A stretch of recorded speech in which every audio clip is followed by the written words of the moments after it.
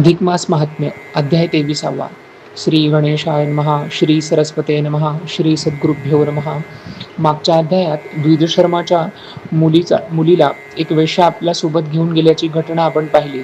त्यामुळे तिचा भाऊ म्हणजे तो विप्रकुमार अत्यंत दुःखी झाला.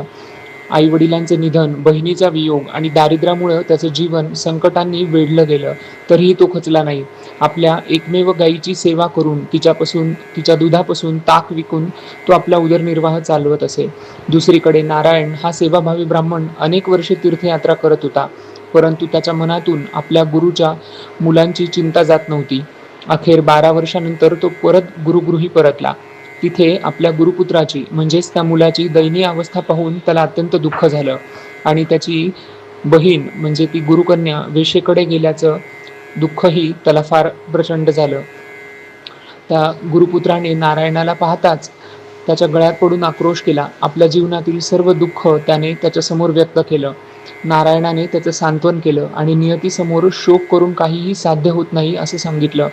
त्यानंतर गुरुपुत्राच्या जीवनाचा उद्धार करण्याचा नारायणाने निश्चय केला. नारायणाने त्याला सांगितलं की अधिक मासात गोदानाचं महत्त्व फार मोठं आहे.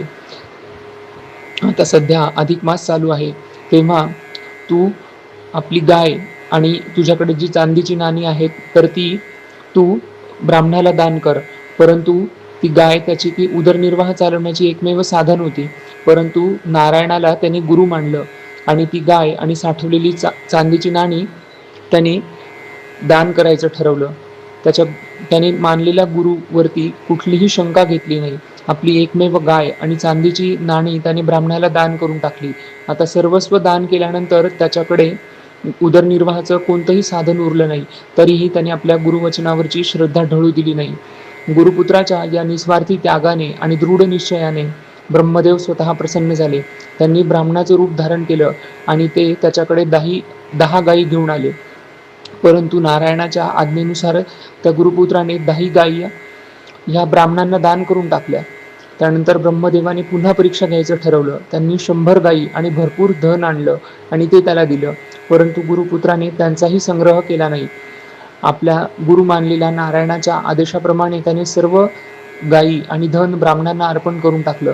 पुढे त्याला 1000 गायी दिल्या गेल्या आणि मोठ्या प्रमाणात धन प्राप्त झालं, तरीही त्याच्या मनात कुठलाही लोभ निर्माण झाला नाही आणि त्याने पुन्हा सर्व दान करून टाकलं. ते पाहून आता देवतांनाही आश्चर्य वाटायला लागलं, कारण ज्याच्या नशिबात ताक विकून उदरनिर्वाह करणं लिहिलं होतं, तो गुरुकृपेने आणि दानधर्माच्या सामर्थ्याने इतका महान पुण्यवान बनला होता की त्याच्या मनात संपत्तीचाही मोह उरला नाही. त्याने आपल्या मिळालेल्या प्रत्येक गोष्टीचा धर्मकार्यासाठीच उपयोग केला.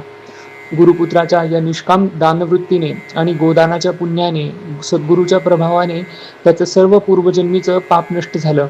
अखेरीस ब्रह्मदेवाने दिव्य हंस विमान त्याच्यासाठी पाठवलं आणि या दिव्य विमानातून त्या गुरुपुत्राला ब्रह्मलोकात नेण्यात आलं. अशा प्रकारे त्याच्या जन्ममरणाच्या फेऱ्यातून उद्धार झाला. या घटनेतून आपल्याला कळतं की सद्गुरूंचं सामर्थ्य किती आहे. गुरुच्या आदेशाचं पालन केल्यानं जीवनाचा कसा उद्धार होतो, तसंच गोदानाचं महत्त्व किती आहे, सद्गुरूंच्या सेवेचं पुण्य, निष्काम दान केल्याचं पुण्य, त्याचं सामर्थ्य, गुरुभक्तीचा महिमा, या सगळ्या गोष्टी या अध्यायामध्ये दिसतात. विशेषतः गुरूंच्या आज्ञेवरती आढळ विश्वास ठेवणाऱ्या भक्ताचा कसा उद्धार होतो हे या कथेतून दिसतं. इति श्री अधिक मास महात्म्ये